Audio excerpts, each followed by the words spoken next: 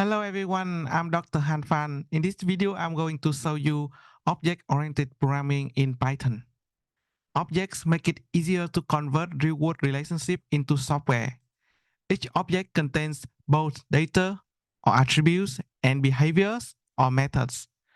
Class is a blueprint or cookie cutter to produce many objects of the same type.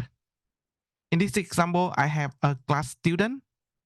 It has a init method.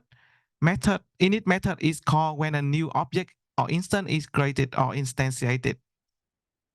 It has a cell parameter. It is a pointer pointing to the created object or instance. The cell parameter is passed by itself, so no need to pass it when using these methods.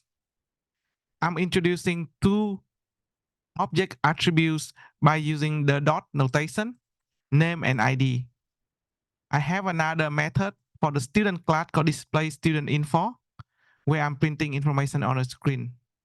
Here, I'm creating the object student1, where it has the name Katken code and the ID 1234. And I can call the method of the objects by using the dot notation. Similarly, I'm doing it for student2. I also can use the class to produce many students of the same type using a loop. That's it for today's video. Thank you very much for watching. See you in the next one. Goodbye.